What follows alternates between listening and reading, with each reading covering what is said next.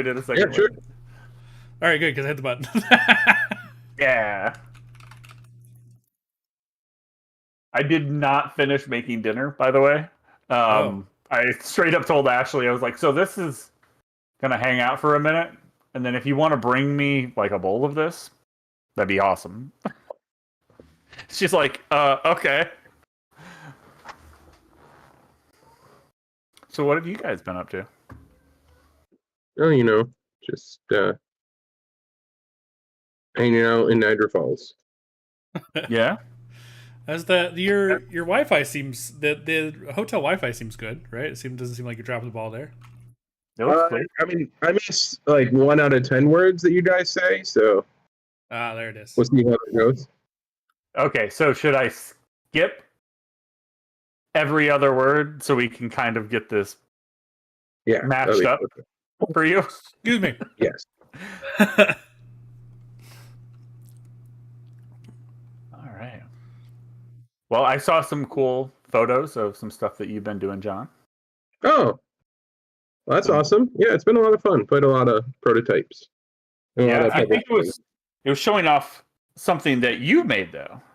Oh, yeah, collab, yeah. Yeah. Yeah, I'm real excited about that one.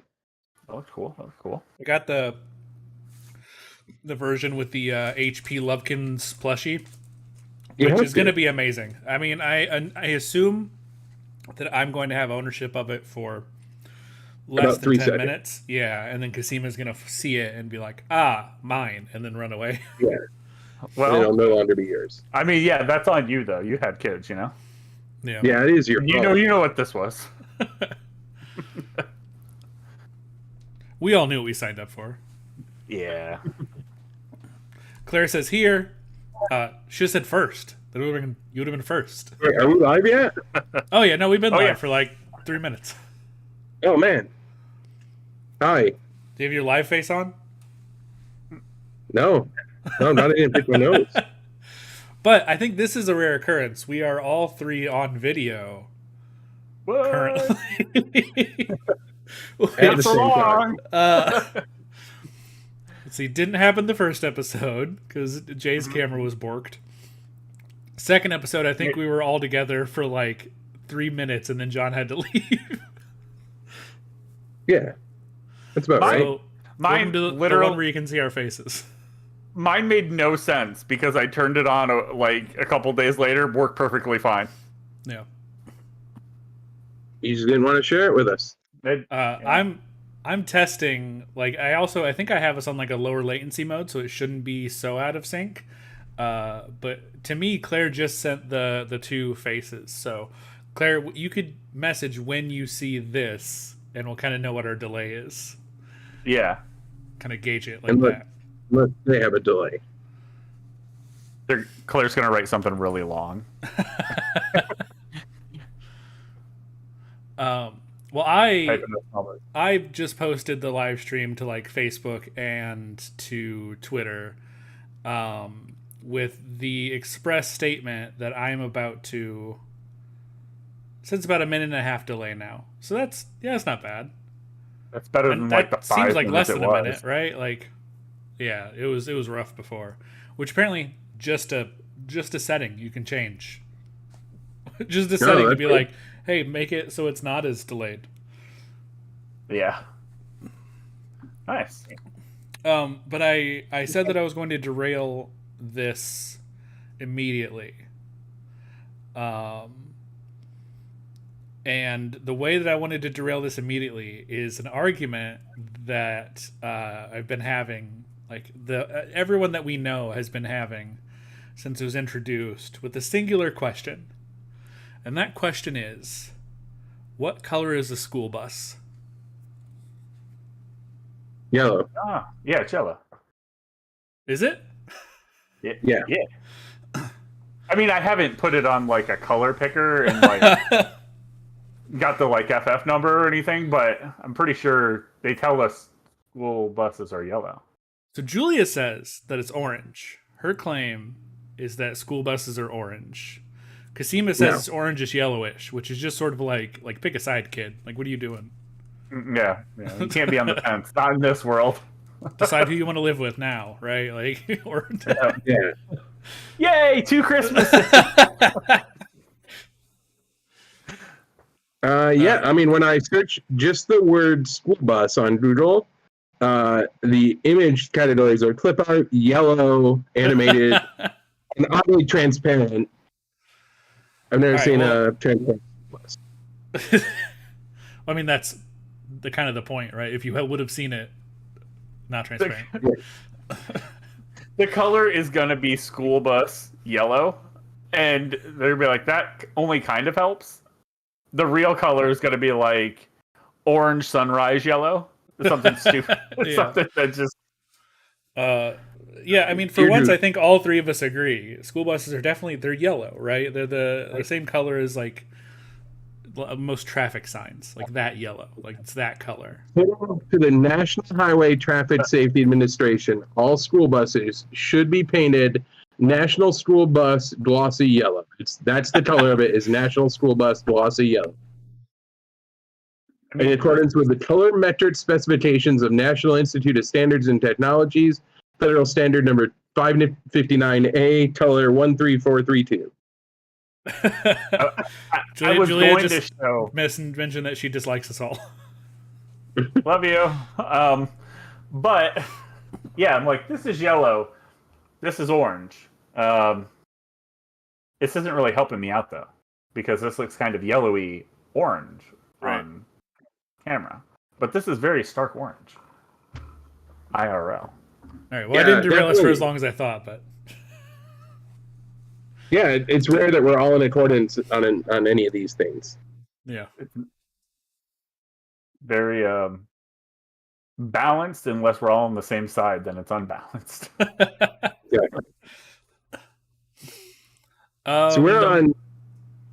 I mean, we have a column and a half, or did we? No, we finished that column, right? Yeah, we finished that column. It took us 2 hours, even though like half of those games, none of us. I guess there was 4 or 5 of them that none of us have played. We talked a lot about the ones we didn't care at all about. Yeah, we spent time talking about like Shin Megami Tensei and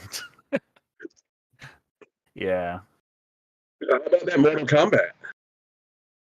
I feel like everyone's played a Mortal Kombat, right? Yeah, I mean, if not in real life, I guess what is real life? If not in like on a console, then like in an arcade, right? Yeah, exactly. Like even people that don't like Mortal Kombat played Mortal Kombat back in the day for like reference. Like, oh, what is so terrible about Mortal Kombat? Because it was a controversial game in the 90s, right? Yeah. Yeah, I mean, that was my prime gaming years. I think I was like maybe 13 when Mortal Kombat first came out. So like I was the audience, and there was an arcade machine of it at the grocery store that my mom went to. So I would go grocery shopping with her every time so I could sit there and play Mortal Kombat. Oh, yeah. Nice. Claire says arcade days are the best. Wish that there were more. I wish there were more arcade cabinet places. Not just like DDRs on, but usually it ends up like a Dave and Buster's with some arcade things. Like I don't like a barcades. Like those, I like. It's something like you get the arcade, which is great, but then you also just have this like dude bro energy that is just like permeated the whole thing top to bottom. That just makes it like not a real fun place to like exist in, right? If you've ever been to like a pinball, like specifically like a pinball like place where you can just play pinball, I went that, but with arcade cabinets. And it's like it kind of doesn't exist anymore. Yeah. So I was just talking to somebody here that said that they just went to a pinball convention, which I didn't even know was a thing. I mean, I guess it shouldn't be surprising being at a board game convention, but.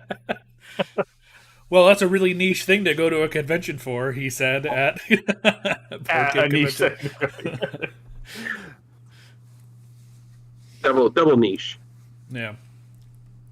But yeah, Mortal Kombat's great. I mean, do we have a favorite character that we like to play? Anybody? Because I do. I have a favorite character. I love spamming Liu Kang. He's always the favorite spammy one. Sure.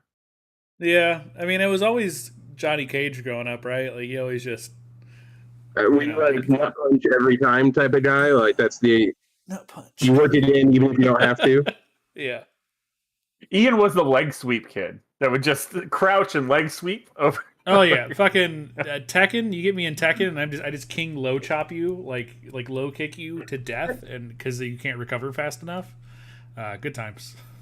But I can't say anything about spamming because I loved Baraka to start with, and those blades are ridiculous. But then Noob Saibot came out, and I was like, that's the one. Yeah. I haven't played any of the newer ones, and the pacing's changed so much that like I can't play newer fighting games. Yeah, they're like full on story games now, which is I mean, I guess a lot of them had stories originally, but like it was very much just like climb this ladder, and now it's like the fate of the realms is on the thing, and we gotta fight each other about it 1-on-1. That was almost verbatim for 11. It was really good. The fate of the universe is on the line. Fight me about it. Did y'all see the movie? The newest one, not the old one. Yeah. Yeah. It was awesome.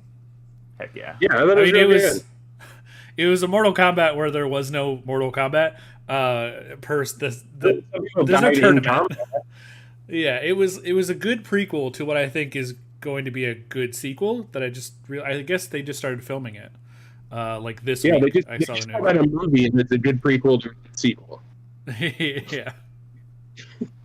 There was I know for a long time before the movie was announced and they were talking about it, there was shorts that people were making, and some of them were really good. Like there was one where I think Reptile was a doctor, and I'll have to find that and I'll have to share that. Yeah, it was the Dan Trachtenberg ones, I think. Like they were official because they had Michael Jai White as Jax, which is fantastic.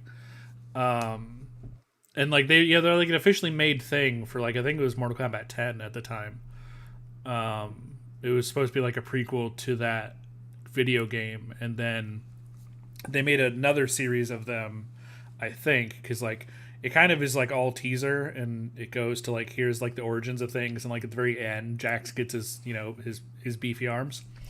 So kind of like the movie, really.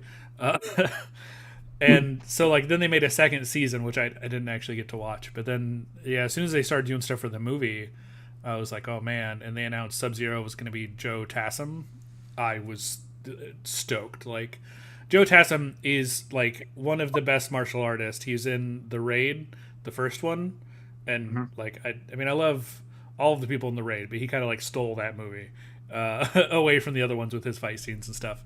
And then more recently he was in Warrior, which is a fantastic show, which I'm so glad they're getting a third season because you just get to see him fight more. It's gonna be great. Yeah.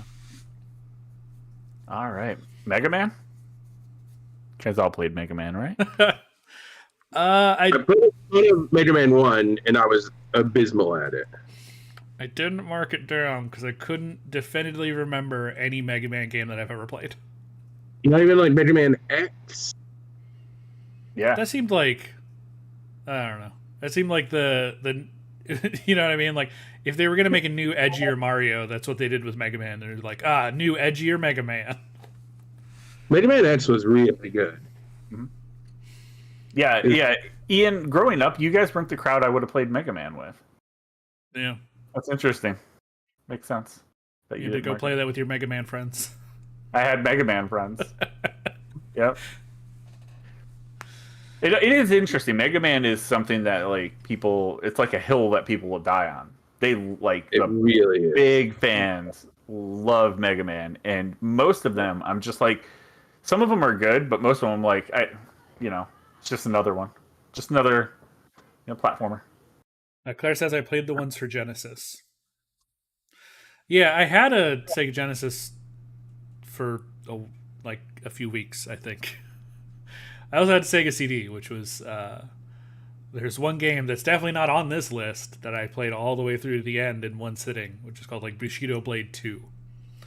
The sequel to Bushido Blade that everyone was asking for, which I'm sure at the time they were.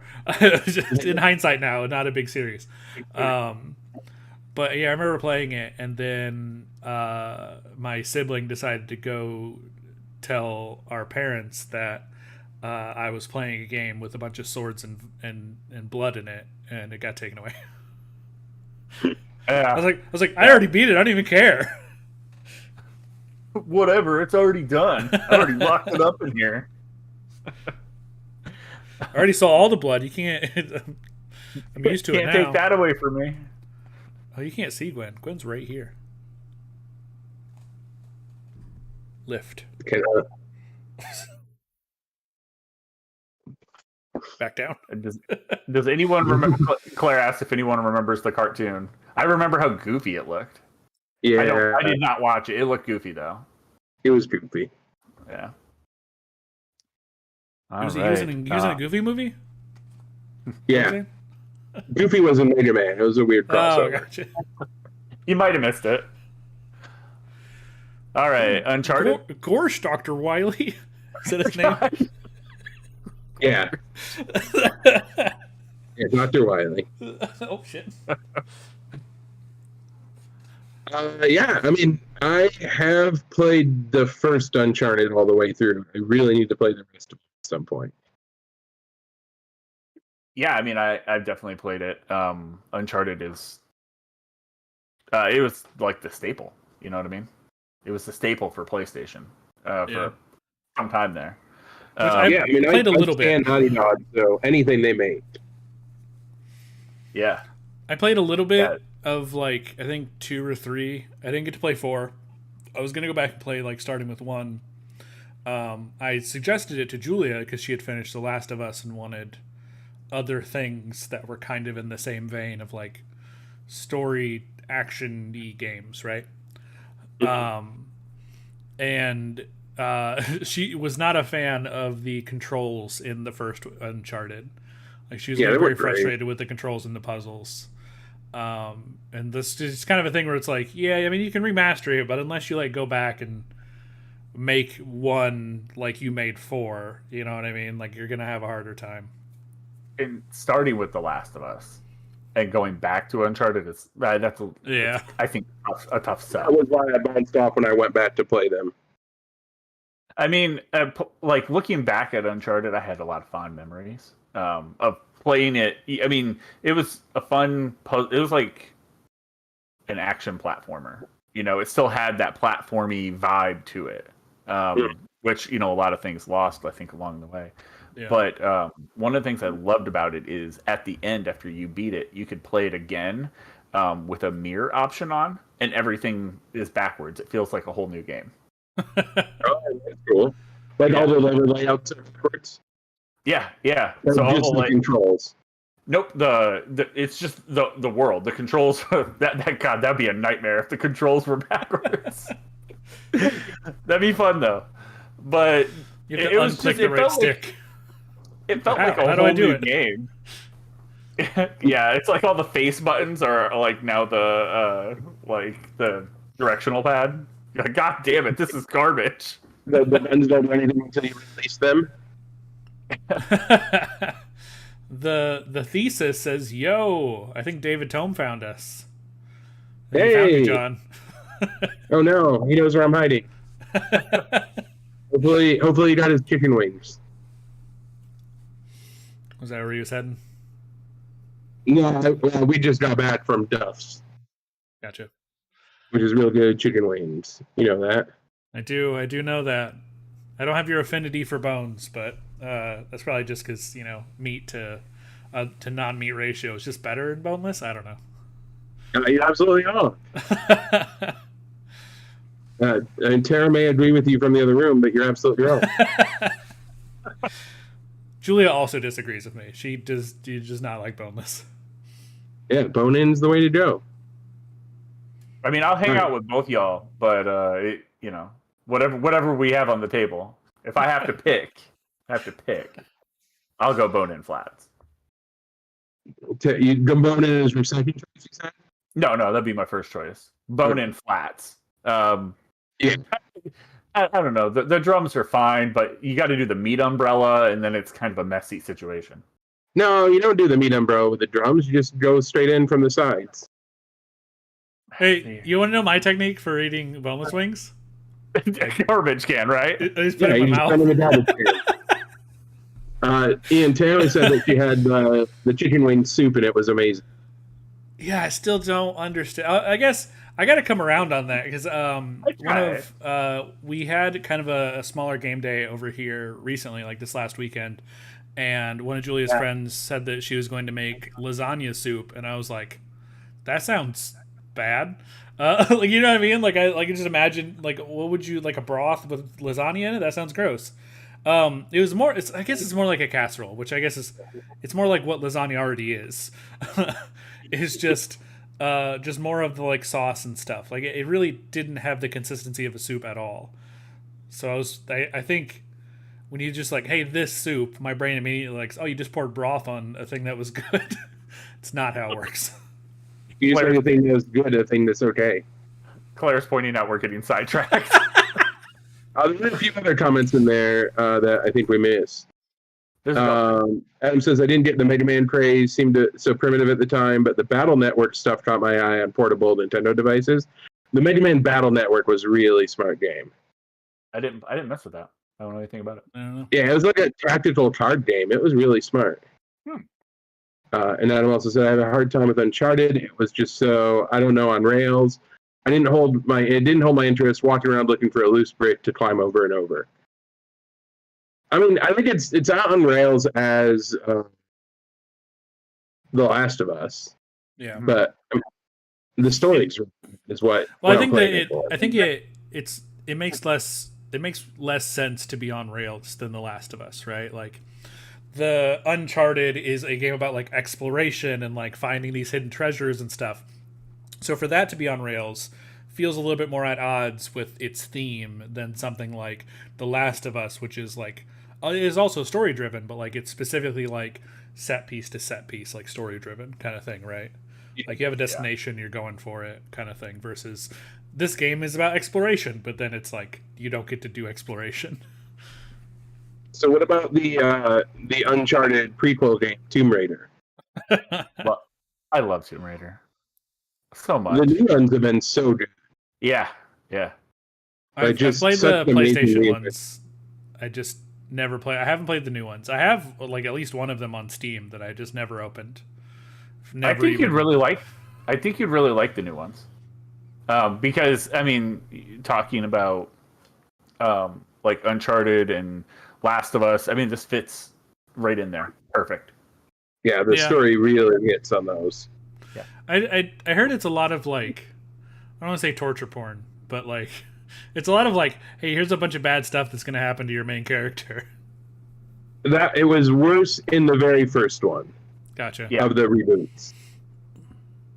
Like that one is her getting shit on a lot. Yeah. It reminds me of the sound. What role am I playing? The victim? Yeah, she got beat up pretty good. But as the story continues, you see the growth, and that's what I really like. A lot of games kind of miss that, where they're like, I built my character from like nothing, where I was still kind of a god in the beginning, to something where I'm still a god at the end. And this one, it was like I was getting trashed throughout that whole first game. Second game really started to get that upswing. You can see your strength growing. You know, and it didn't feel like it had that like, okay, I grew up really big. Second game comes out, I got to take that dive so I can start back at a beginning somewhere. It didn't have that too much, which I appreciate. Yeah. Claire says the new ones are great. I really enjoyed them. Adam says I'll check out the newest sometime when I'm out of stuff, I suppose. That's the issue, right? Like there's always another game to play. I hate to report this. I don't actually hate to report this. But for the sake of like both of your time, I hate to report this. But Wild Frost is really fucking good. And I've definitely played more than 2 hours of it. All right, that's impressive. I don't see it on the list though. No, it's not on the list. But John did specifically tell me to let him know if it was good, and I can report that it is. Oh man, well, I mean, I want it. I wanted it before. The Portal, huh? Yeah, you did. Yeah, Portal, huh? What about Portal, guys? Classic segue. That's how you do that. Take notes. Yes, hell yes, I love Portal. Yeah. Both of them. Great. It was odd that it was on the list because there's only 2 of them. Very odd. But Unless Yeah, you they're great. unless you count the desk job, the Aperture No. desk job. You don't count that? no, It's in the same universe. it wasn't a Portal game. It was a weird little 5-minute thing that you played, and then you were done. It's like a half hour. It was fun. I liked it. Yeah, it was cute. It was fun. I didn't think there was much to do. No, but I was having fun with it. I was like, I liked the like even more, I guess I don't know, backstory, even more like color that they gave to like Cave Johnson in like such a short amount of that time. was great.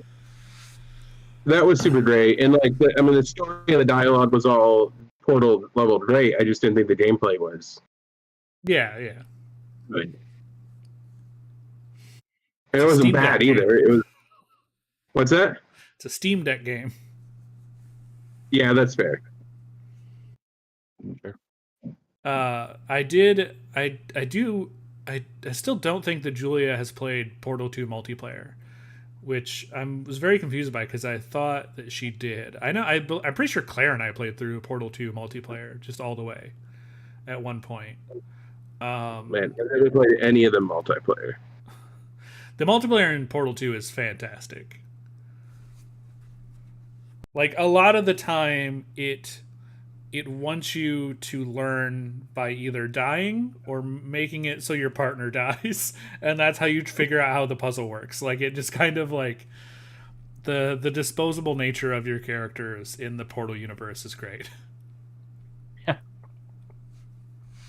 It is a charming aspect of it. I mean, I do like the game, and charming, yeah, that's a good word to use for Portal. I found it to be fun. I don't have any like amazing memories of playing Portal though. Like I know I played it with other people, several different people at different times, and I had a lot of fun, and I really liked everything that it was doing. Yeah, I think the real aha game is going to come up here in a couple. I can see it. The game where I have a ton of great memories that is from Valve. Ah, yes. Yeah. I mean, for some people, that game could be the next game, Sonic, though. Not your game, aha game, but for some people, Sonic the Hedgehog could be their aha game. I loved Sonic. Claire says, I think it was you and Tate. Don't think I ever played it. Really? I played it. God, I don't think it was Tate. It might have been Stetson, weirdly. I just remember we played through it all in like one sitting. And I think it was when we were all like hanging out at a house or something, we just were like laser focused on beating Portal 2. Yeah. But yeah, Sonic the Hedgehog I have marked because I've played quite a few hours of Sonic the Hedgehog. I can like hear Green Hill Zone 1 music playing in my head right now. Pretty much always. It's burned in there. Hear the drowning sound? The panic is setting in. But yeah, going from Portal, where I didn't have a ton of memories of playing it. Like I remember the game, of course, and playing it, and I know I played 1 and 2, but Sonic I have a lot of great memories playing. Especially young, like playing with friends when I was young, getting frustrated because I was drowning, or I'm lost in the pinball zone. Like, I can't. How do I get out of here? I spent 15 minutes in this spot and I keep dying. Yeah, I really like the game overall. I've never was good at it. I'm not good at the super twitch nature of it sometimes, but I really enjoy like playing levels over and over again and trying to figure out like optimal paths and like trying to memorize the patterns. Yeah.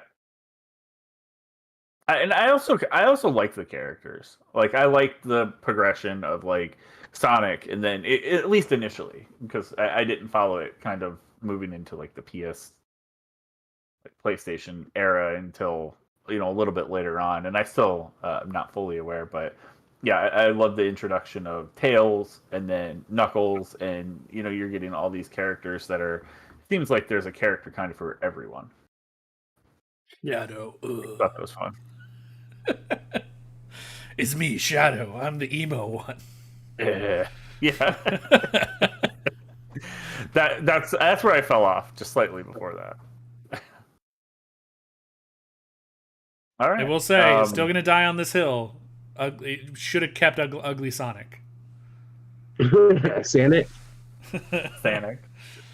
Should have kept him. Should have stuck with it. They deserve to fail. Claire's like F those water levels in Sonic. That's fair. That's fair. All right. Probably more people have watched than played, but The Witcher. At this point, I mean, Witcher 3 is one of the best RPGs of all time. But if you're not a gamer, you likely didn't play it, but you probably watched The Witcher. I'm unsure whether I played 2 hours or more of The Witcher 3. I think it's close. I think if not 2 hours, it's only just under 2 hours for me in The Witcher 3. Because I started playing it on PlayStation, and I had like one of the very kind of early quests was to like, hey, someone's messing with this blacksmith's supplies or something. He's the blacksmith for like the the local militia has like conscripted him to be the blacksmith for them. Like he has to make their weapons, right?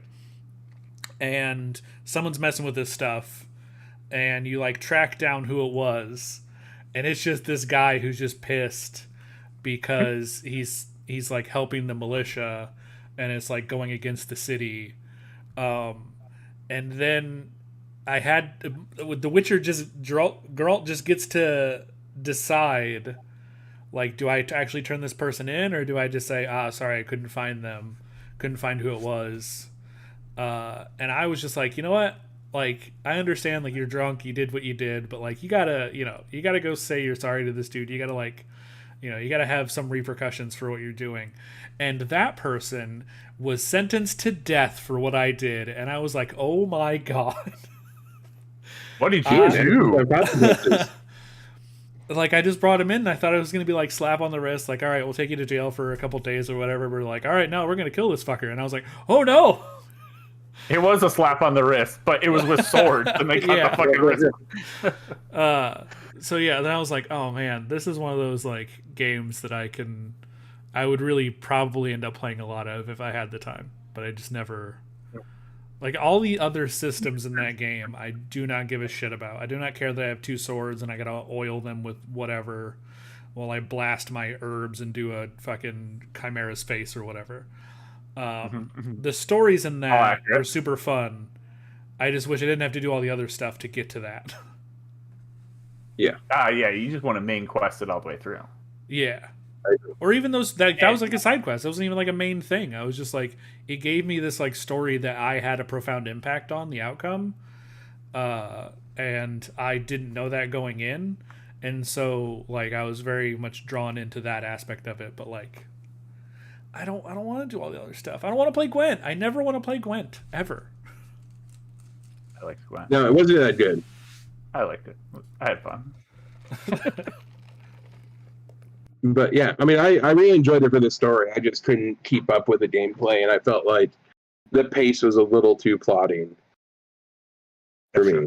That's true. And it's open world, right? So there's a million billion things to do, which I usually love. But yeah, I mean that's one thing I always find with open world is like pacing. Like, what am I doing? And it's usually it starts and ends with me with pacing. So. Yeah, I agree. And The Witcher 1 and 2 were... Witcher 2 was good. Witcher 1 was fine, but God, that game's such a piece of garbage. Don't go ever play that. Don't attempt to go play that. It's not fun. Yeah, I feel like they're remaking it, right? You're gonna have a bad time. Yeah, you'll have a bad time if you try to play, even if it is like 49 cents. I don't recommend it. But the story's fun. Candace says, I made it through the whole game without playing Gwent. I did everything else, though. Every side quest and question mark. Wow. See, that's me. I would do all the side quests and question marks. Because, like, in that, like, 1 hour or whatever that I was in that town, I got such a good... I got, tons of just bits of just story. And I could, like... I got a sense of, like, how everyone felt about... the Witcher character, the Witchers in this world, like what else is going on, and like all of that through just talking to people and doing dialogue things in this like one kind of side quest thing. And I was like, man, this as like an entire game would be great. I just don't care about the other systems that it's going to make me do. It's such a powerful game, though, The Witcher. Like, it won Game of the Year in several locations, and then when the DLC Blood and Wine came out, the DLC won Game of the Year. It's like, what? That's unheard of. I don't know if that's ever happened before or since. Yeah. So that's impressive. And it did something in video games that like my heart doesn't explode for video games the way it used to when I was much younger. Nostalgia and the lack of things that you get when you were younger. But this game did it in one point, and I love when Geralt caught up to Ciri, and he was like, where have you been? And she's like, you wouldn't believe me if I told you. I love that section. It's just so good because she describes cyberpunk. And sure. I was like, oh shit, dude, this is so amazing. I was so hyped, and I was like, I wanted to tell everybody who would listen that was a thing. So yeah, great moment, great game. Ian, you're up. Oh shit. Half-Life. Fantastic. I love those games. Yeah, absolutely. Great. I didn't play the VR one. I wanted to, but I never. God, I picked up for it. Yeah, this is one of those times where I look online and I see it and it's $1,000, and I was like, man, $1,000 would make me real happy right now. I could just spend $1,000 and be happy. Like money doesn't buy happiness, but money can buy the Valve Index and Half-Life Alexa, or Alex, and like that's close. Like you're getting there. It's almost there. I mean, why don't you just buy the PS5 VR? Apparently it doesn't work on PC like natively. Like it's not like you don't have the full capabilities of PSVR yet. Do what? Like, yeah, but a lot of the stuff it's doing is way ahead of the stuff on the PC. Oh, the like, as far as like the eye tracking and stuff, and like occlusion where your eyes are looking. Yeah, but all that stuff. I don't think it's available on. Like, I don't think Half-Life Alyx is available on anything other than Steam. Oh, it is. Let me look. If it is, then yeah, that might solve my problem. Because the PSVR 2 apparently is really, really good. And what they want to do is they're like, please just unlock this so you can use it on PC, and you will sell like millions of these. Yeah, no, it's exclusive to. Yeah, Steam VR is the only thing that's on. Yeah. I mean, you can play it on any VR. Like, you don't have to have the Valve Index or whatever. You can have other VRs, but like the PSVR doesn't currently work with PC stuff yet. Yeah, but I mean, you could pick up a cheap, Oculus and play that and hook that up to your PC to play it all from. Yeah. Yeah, if I want to have a peasant's experience, what are you talking about? I want to go full in. Like, I can't. It's Half-Life. I can't half-ass it. I mean, I don't think you can play. You don't play that many regular games. I don't think you're gonna play that many VR games that you should spend that much money on a VR. That's true. It would just be for Half-Life Alyx. I have no interest in anything else. I mean, what's like a skateboarding one that seemed cool, but I don't know. What do you do with the Steam Deck currently? What do you call the Steam Deck? It has a specific name for you, right? It was for a while my Def Jam Fight for New York machine. Yeah, that's the one. Because I just played Def Jam Fight for New York on it and nothing else. I know Julia stole it for a while. She was playing Dreamlight. She continues to steal it. It is almost daily. She's playing probably Dreamlight Valley or it was Hades for a bit. Yeah, her and I were going back and forth with that too. Now I think it's Cult of the Lamb is what she's switching back and forth from. I just looked over and my Steam Deck's gone, so Ashley's definitely playing Dreamlight Valley. I can check my Steam to see if Julie's playing it. I assume she also is. But yeah, no, I've been playing Wild Frost on it lately though because it's great and it's good. It works. Yeah, I didn't mention too much about Half-Life. I loved Half-Life. I mean, catalyst for a lot of great video games came from that. Yeah, can't say. Yep. Claire, I missed the just go to YouTube games. and just like type in Half-Life 2 and then like video essay or something. You'll get 1,000 videos of people telling you why it's the best for whatever reason, game design, audio, fucking new technology and storytelling, whatever it is. Like there's 100 video essays that are going to explain it better. But yeah, it's great. I hate to get derailed, but there was a game called Unrecorded. I don't know if you guys saw the teaser trailer for that. I'll pass it around. There were people in the video game industry, like developers, like big tier developers, that were going, like, "What is this? What am I looking at? Is this real?" Because it looks straight up like someone recorded video with a body cam, and they were playing. Then they were doing they did some like VFX work for like guns and everything that was happening. It was done in Unreal 5. Yeah. And it was like a holy shit moment. It has this sort of like skewed because of like the wide angle lens, right? Like of it. It's got like you get away with stuff being a little bit less realistic because it's distorted, so your mind just kind of fills in that this is realism that you're looking at. You distort it through a fisheye lens. Which is really smart. I'm looking at it on a phone too, so not like a big screen. And it wasn't until the very end I was like, there it is. There was like an explosion that happened, and I was like, yeah, it looked fake as hell. Yeah. But yeah, they did a really good job, and I'm wondering if that'll be something like Unreal 5. If we'll get something out of Unreal.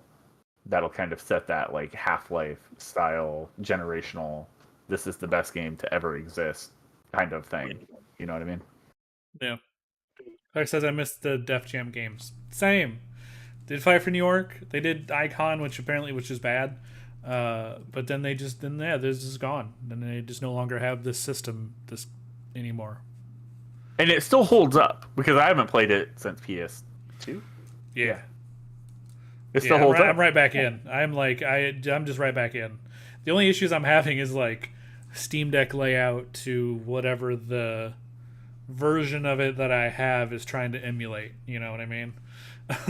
The buttons aren't the actual buttons that I'm using, and that confuses me sometimes.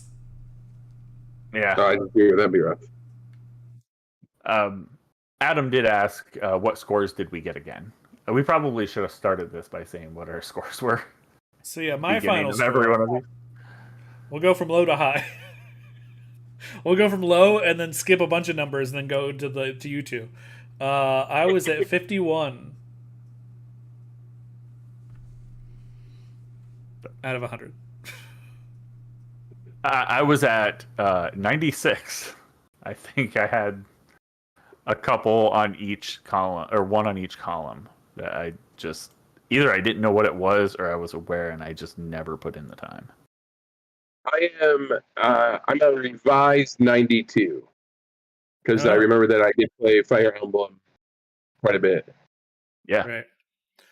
And Adam said that he was at 63. So, hey, listen, more than me. You got me beat. Yeah, and he mentions that there's some fascinating emissions and inclusions. Yeah. Yeah. We definitely talked about some of those on the previous ones. Some of them are wild. One thing they didn't omit, Spyro the Dragon. Hell yeah. That's a good goddamn segue, and I was about to do the same thing. Beautiful. Yeah, I love platformers, so Spyro was a hit for me.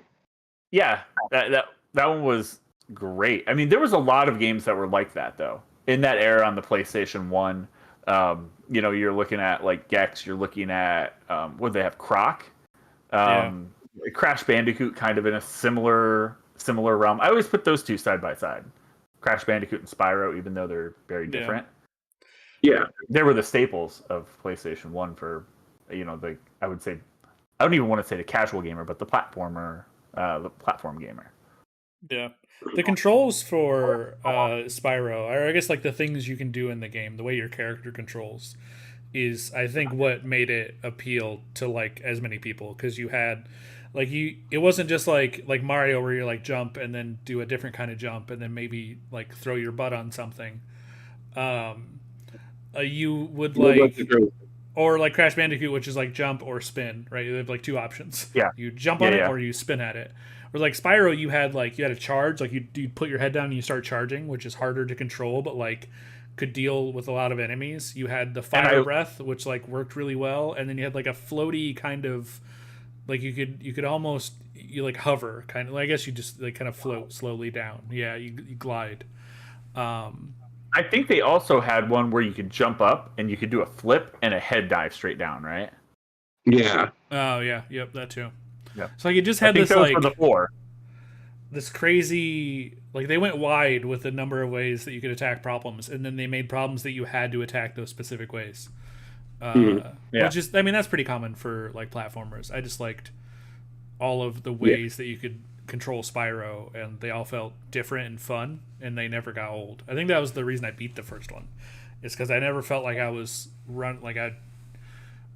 I was just doing the same stuff over and over again. Like it was always different and like a fun variety or a combination. Yeah. I mean, I had fun that whole game. Like I couldn't really think of like a downtime or something that was like, oh, this is like frustrating or I don't like this. I remember, very fond memories of playing the first Spyro the Dragon. Yeah, same. Yeah. All right. Better than Mario. Better than Mario. I'm just gonna. I don't agree, but so I mean, this next one is one of two on the list where I've played every single game in the series and hated every single game in the series, but I still go back every time. I appreciate your dedication. Yeah, I was gonna say, wake me up when we're done with this. I mean, I did not play Elden Ring, and everyone says I should play that one if I hated the rest of the series. So we're talking about Dark Souls and Elden Ring being in the Souls-born ring world. I fully agree that you should play Elden Ring, because the problem that a lot of people had with Dark Souls and Bloodborne is how linear it was. You had to go through this boss. In Elden Ring, you can say, fuck that guy, and you can go around him. And you can go do other stuff and come back to it when you're ready. You have to be good at dodging.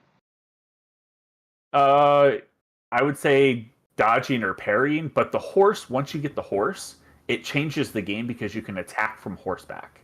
Then you can ride a horse. And all right, I'm gonna have to ride a horse. Yeah.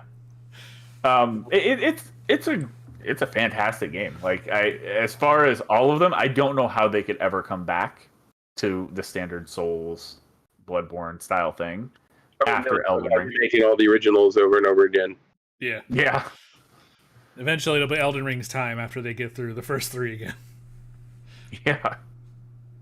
But I'm a big fan. I love the challenge. I love the kind of like figuring out like why the boss ticks. And yes, like with a lot of people, it infuriates me. I'm like, why can't I figure this out? But then when you figure it out, you're like, that's what it was. Yeah. I should have stood closer to him rather than trying to attack him from afar, or whatever it happens to be. I suffer from really bad pattern recognition skills. So like bullet hell games or like any games where you have to like memorize boss attack patterns. Simon, I'm real bad. Okay. I could see how that would be tough for you, but I think you'd really, really like it with multiple people. Do you directly play with the other people, or is it like the other one where they're just like ghosts and you don't really do anything with them? So you would be kind of doing things twice.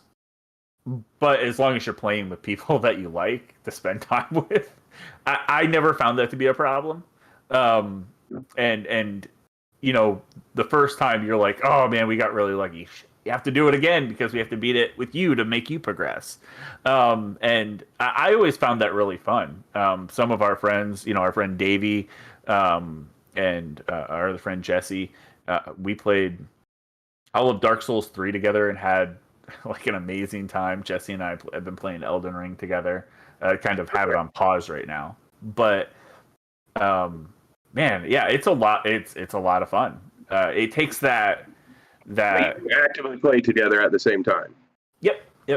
And we fight bosses together, but then when you beat the boss, the person who was summoned into your world is like, later, adios, and they take whatever you get from defeating a boss or whatever. Okay. Get the souls or the Elden Rings. The rings. It's Sonic now. Yeah. Sonic killed him. But yeah, it's a good way to level up too. Yeah. It feels like you're not doing it for nothing. Okay. Haven't played them. I don't know. I doubt that surprises anybody. Nope. No, yeah. I wouldn't have put you down as someone who would have ever even picked one up. It is it's like the full opposite end of the faffing about spectrum. Like, you're not faffing about, but the game is making you do the same thing over and over again. You're getting faffed. Yeah. I mean, even our friend Jesse, it took him a long time. Demon Souls. I know he played Demon Souls. He played Dark Souls 1, 2, but then Bloodborne came out. And he's like, I really like this. Got in there with the Cleric Beast, which was the first boss, and it clicked. I don't know what it was, but it clicked for him, and he was like, yo, this is amazing, and played that whole game. Played it, beat it, and has been hooked ever since. Played the board game. You like it? I no longer own it. Oh, so you kind of maybe liked it. It was all right. It was all right. Like the thing that I liked the least about it was the part that made it Bloodborne. Like, it was the fact that, like, if you died, everything respawns, and it kind of, you just got to do it all over again. But like, the rest of the system was really fun because you had the weapon swapping thing where you were like, your weapon had different forms that you would use, and like the card play was really cool, the way that you would activate your skills or attacks when you would do them, and you would do those at different speeds.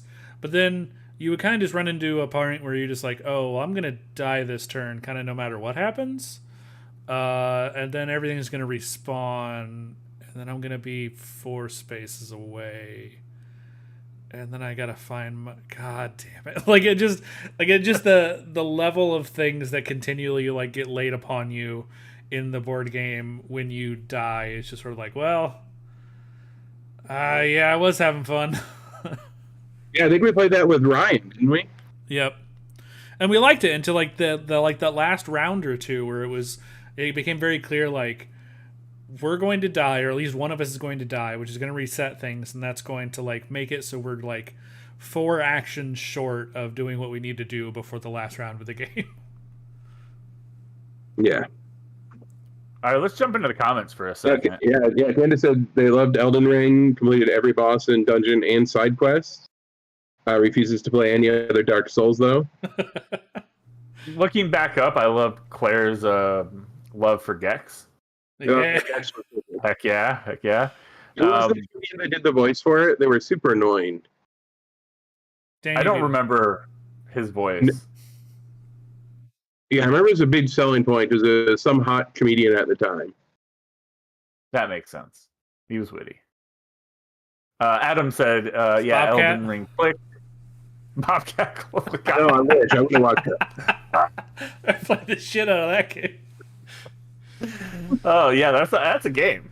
But Adam said, is it yeah, John Elden Lovitz? Ring. Is it the... Oh, there's no way. I'll be so upset. He narrated a board game, though. Yeah, there was a John Lovitz board game on Kickstarter, and it was something. It wasn't right, like a board game. It was... So, like, it had a John Lovitz plushie. And once you activated... Yeah. Yeah. the hook was once you activated it, it wouldn't stop talking until you beat the game.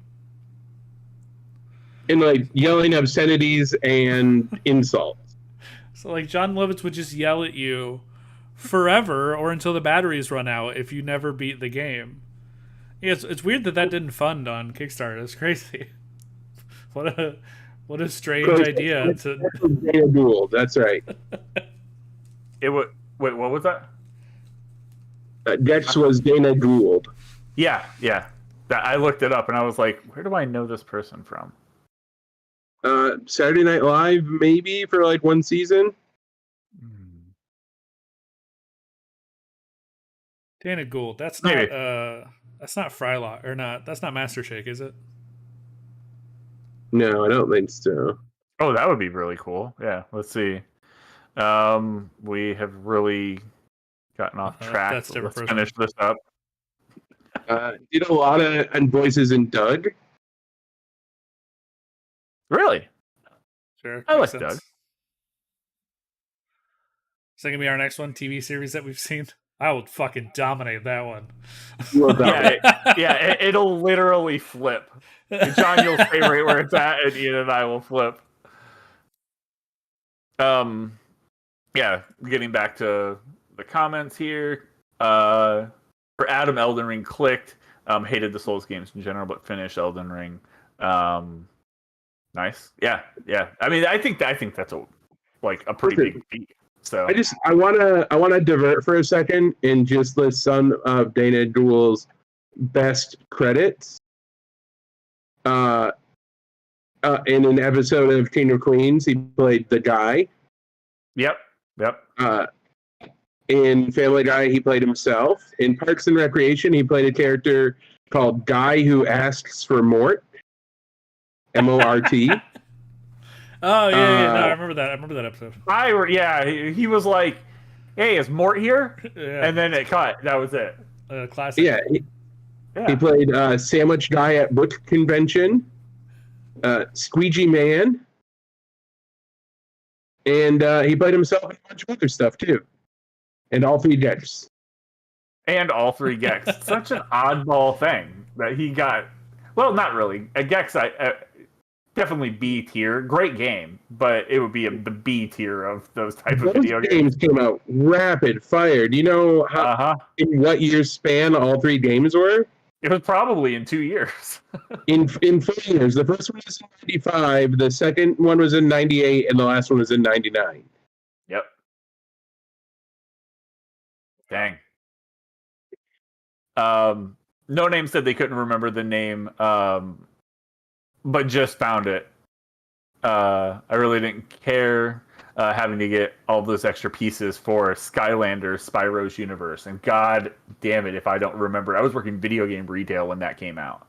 And I don't know why people were treating those Skylanders figures like they would come into the store and they would try to buy all of them. And I would have to restrict people come on, no, you're 45. You're going to sell this on eBay for $60. I'm not going to sell it to you. And there's nothing you can do about it. I don't have cameras in this store, so I can do whatever I want right now. So, and yeah, it was super weird. But that game, I think they did a Disney one that was kind of like that as well. And they did a Lego one and a Disney one. Oh, they did a Lego. Oh, and they did do a Lego one. Yeah. I still have it. A little late for the game. Yeah. I'm never going to play it again, but Portal thing, right? Yeah. Yep. Yeah. So how about that Devil May Cry? We're back on track. Back on. Devil May Cry's fun. You shoot some stuff, slice some stuff. Yep. I didn't really play. I mean, it came out right around the same time God of War came out, the original one, and I played both of them right at the same time and fell in love with both. I think it's interesting how that happens. There's always two games that are in, and one will become much bigger than the other. Yeah, and I think that's interesting. I mean, I go back to Infamous and Prototype. Came out almost the same day, and Prototype was a lot of fun, but it wasn't Infamous. Yeah. Yeah. I heard the two newer Devil May Cries are really good. I haven't played anything past the first. The Devil May Cry was just it was like the cool kids game, you know? Like it was very stylish. And their combo keeping, it made sure to tell you when you were doing something stylish. Yeah. That was the thing. I landed on the God of War side of the spectrum because I didn't need a game judging me for how good or bad I was at it. I already do that enough. You don't need to give me a rating. I'll give you a rating. No, and I think it's because I liked not enough, not a lot. Like I think, like kind of what John said, since it came out with God of like around the same time as God of War, I got into God of War, and I was like, yeah, Greek mythology, this is great. I'm in. You got me. And then I just never looked at Devil May Cry. I was like, nah. Okay. Claire says prototype over Infamous for them. Wow. And Adam says they got the Devil May Cry armor in Monster Hunter. Does that count? I'll count it. If you worn it for 2 hours, then yes. If you wore it for 2 hours, they both belong to Capcom. I count it. Good call. Silent Hill. I do feel like I played The Room a lot. That was the one where you just locked in the room, right? Yeah, that was 4. Yep. Whoa, it's crazy. I mean, no, I've never played it before. And I think I played 1 a lot, but that was it. For some reason, I just skipped everything else. Does PT count? Is that one? Is it Silent Hill? PT? I would say that. Yeah. I would say yes. Fucking. That was official. I played through it. God damn. How'd you feel? Oh, spookied. I got spookied. So many good moments in PT. Yeah. Holy cow.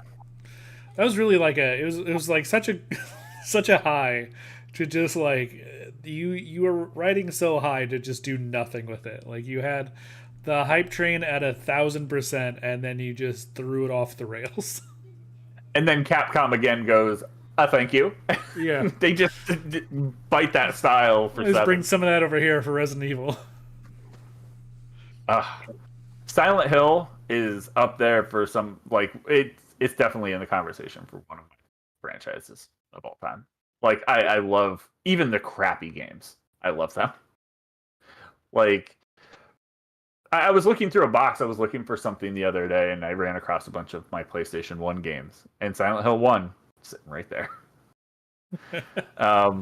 Yeah, I'm definitely a big fan. I was pretty heartbroken when PT didn't Silent Hills didn't pan out. Yeah. I think that was probably just such a monster miss. Yeah.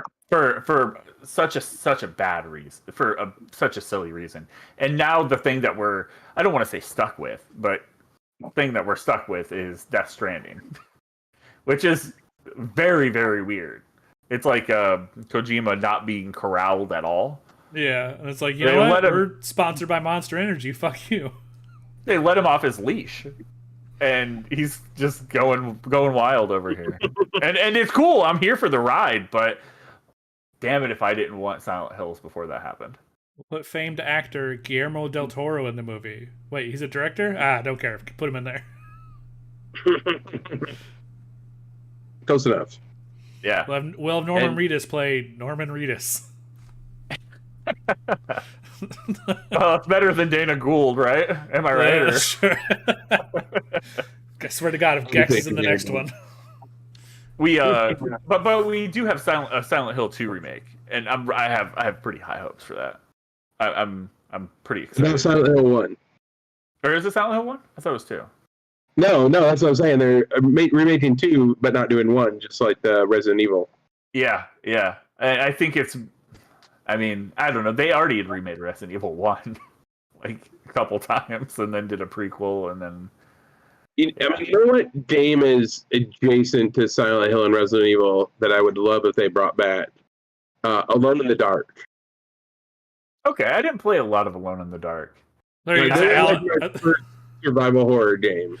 I thought you were gonna say Alan Wake, and I was like, boy, do I have good news for you. No, I've seen that good news already. All right, Hitman. Hell yeah. I need to get on the newer ones because I've heard they're great, but I played the No, first they're one fantastic. Newer ones are a game that you could just play over and over and over again and find new things to do. It's incredible. They're comedy simulators. Like they just generate comedy, which I watched assume how wasn't bad what it they were going for at first, and then they have very much leaned in. Ian's like, this is a comedy, right? This is not a... Oh, okay, cool. Yeah, I'm playing it right. I take up my fish and I smack at your face. I love watching speedruns of it. Like, it's one of my favorite things to speedrun because it's so ridiculous. Like fire through a wall and just like, oh yeah, he was there. Don't worry. Do you just trust me? Yeah, they're good. I mean, the first one was really hard. Like, I felt unfairly hard at times, and I think the newer ones, like you said, are just more goofy comedy simulators where things go wacky around and a bunch of people die. So I think that's probably more my steez. So I need to try them. Yeah. Mm-hmm. Well, like I played a lot of. I think it was Contracts, right? Was that the third one, or was it Blood Money? One of those. It was one of those two. Blood Money. Yeah, Blood Money was fantastic. Blood Money was so good. Blood Money was where it was like the game engine really couldn't the game engine made it hilarious because everything that you tried to do in the serious fashion would just cause the physics engine to just go bonkers. And so you'd basically ragdoll people or they would creep up on you outside of a door holding their gun sideways and upside down and she'd be like and just be the game wasn't working as intended, but it was working how I wanted it to work. You could do just such silly things. Like, I remember there was one of the really early levels that had a pool, and I would just knock everyone out and throw them in the pool. And it's just there's 60 people floating in this pool, and someone walks in, they're like, "Wait a minute!" And I was like, "Oh, really?" Just knock them out, throw them in the pool. Did you see the video where they loaded as many people as they could into the Grape Crusher? No. Yeah, they knocked out everyone on the map and dragged them into the Grape Crusher, and then crushed everyone at once. They're kind of what is that company? Is it IO Interactive? Yeah. An anomaly because they were bought up by Square Enix and then they left Square Enix with their property intact. Yeah, which is incredible. And they just do one thing. They do the one thing, and they do it really well. Yeah, they do it really well or really awful. Yeah, one of the two. But it's done well. Yeah, it's awfully perfect though. Yeah. Yeah. Adam says, "Love Hitman, imperfect fun puzzles. I played all the old ones, and the new stuff being newly merged into one big game is really nice. You can play them as a perfectionist or laugh your ass off at it." And then so the comedian they like has been playing it on Twitch, and whenever people donate money, they have to kill the nearest person right then, and it's chaos. That is how you do that. That's amazing. Yeah. I think they just added a DLC that makes it a roguelike also. Mm-hmm. Which I'm I want it. Oh, yeah, that's great. I don't know. I saw somewhere in the comment or in the chat someone mentioned, and I think it was probably a long time ago, and it just triggered in my memory. Oh yeah, here it is. Adam was talking about a nice in between a Souls game and Elden Ring type stuff. They mentioned Dragon's Dogma. Mm-hmm. Loved Dragon's Dogma. Sorry, my brain just totally squirreled for a moment. I was like, did I read someone talking about a Capcom game that only a handful of people have played? With no fast travel, you have to walk everywhere. I've heard it was good. Series.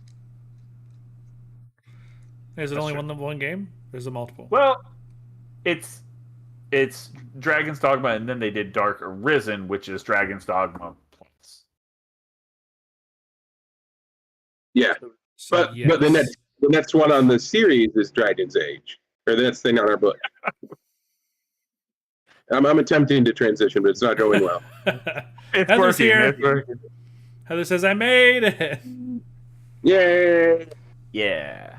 Welcome finally. We were successfully just derailed and now we're re-railed. Don't say it like that. Yeah. Come on.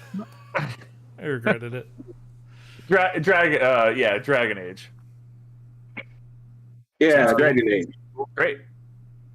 Yeah, great game. Definitely. I know I think I've played probably all of the even Another one where I only played the first. Oh, you played Origin was probably the best one. What's that? I said Origin was probably the best one. Yeah. Yeah. So if you had to play one, you played the right one. Ian, I'm hearing cricket from your end. Yeah. I'll probably play a new one if they come up with another one. I don't know. There's a lot of faffing about. There might be a little bit too much faff for you. It's all faff. Yeah. I mean, it's the same people who did Mass Effect, right? So it's got that Mass Effect style of faffing around. Yeah. It's like run into this other room to have a conversation with this person. Like, why don't you just put them all in the same room? Fuck you. Like, why are you making me work for this? It has that Knights of the Old Republic. It has that Knights of the Old Republic faffing about, taking it all the way back to.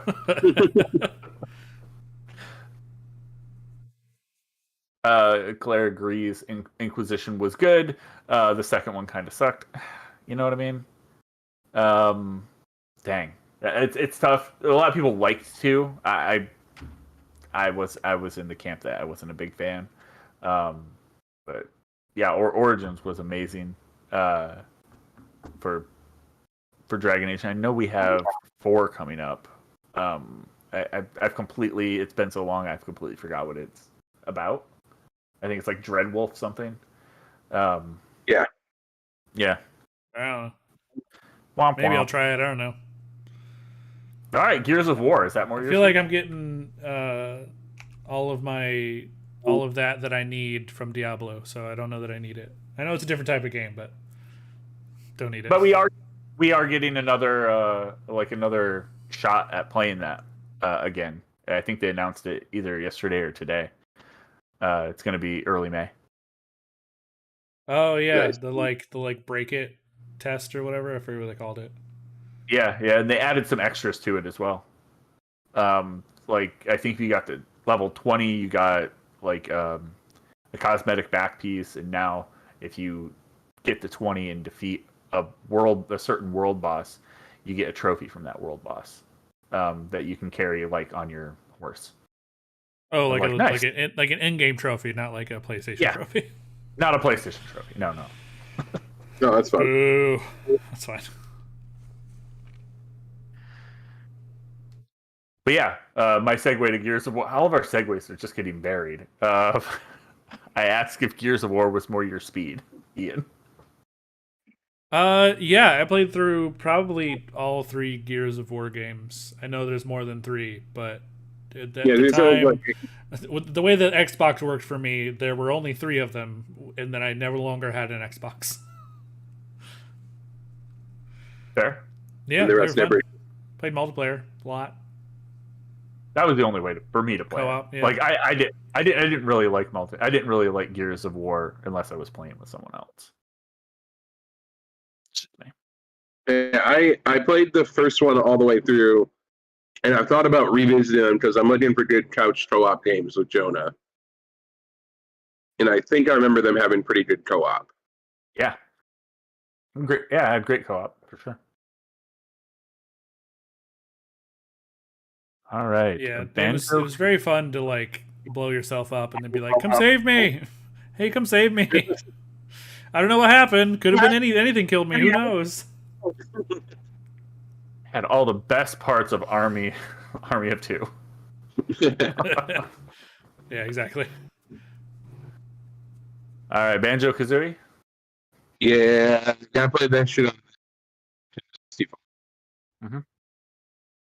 Yeah. Played it on the what?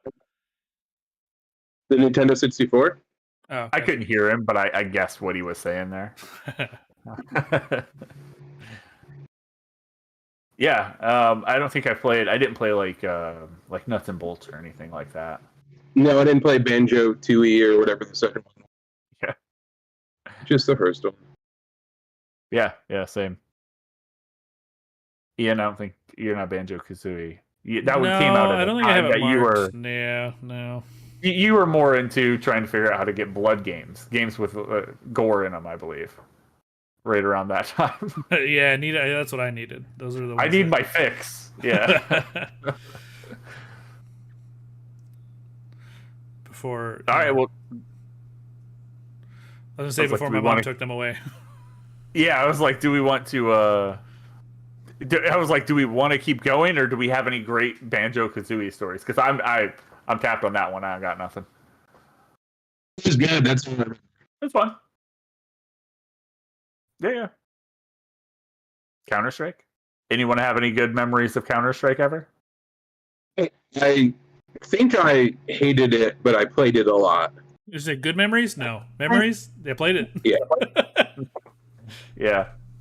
Yeah, way back, because I think it originally was a mod, right? Like a Half-Life mod? Yes. Like before it was I think so, yeah. I think I used to play that and Team Fortress a lot when they were both mods. Yeah. Yeah, I think the mod, it was off of one of the expansions to Half-Life, which I believe was the one that Gearbox did. It was like their first game that they did. Was one of the expansions to Half-Life, which is crazy. It's a weird thing I found out. And then, I think Counter-Strike came off of that because they used to like the packs of the character packs and stuff from it. Yeah, so it was originally a mod for Half-Life, and then the rights were acquired by Valve. What we should have done this whole time is figured out how all these games came from Half-Life. Or tied into it. Heather asked, wasn't Left 4 Dead a Half-Life mod? And yes it was. God damn it. So Valve has made one game and then just scooped up all of the mods for it to make Yep. That's the American dream right there. Yeah. I don't know about that. Worms. Yeah, I played a lot of Worms since the very first one. Yeah. I think almost every version for a lot of hours. I haven't played much, but I know I've played enough that like I have a few that like I know I got a few like on PlayStation Plus or whatever, and I dumped some hours into it just playing around. I was gonna say the thing that I think Worms has, and I think this is like the only case of this has terrible controls, but it makes the game better. Like I think the controls in Worms are so imprecise, and like you never exactly know what's going to happen when you do a thing or like what your range is for stuff, and I think that makes the game good. Yeah.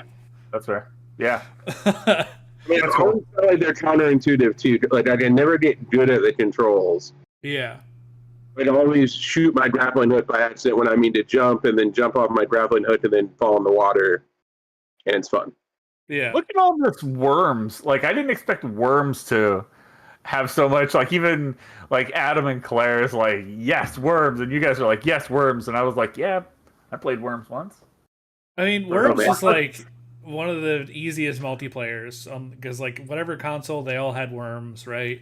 If you had 3, 4, or 5 people, you could just get squads and just play Worms, like as a group. And I don't even think you needed like different controllers. You could just pass the one controller, right? It's like, hey, it's your turn now, kind of thing. So I think a lot of people played it because it was just so easy to get whatever size group you had to play it. Yeah, such good couch co-op. It was incredible.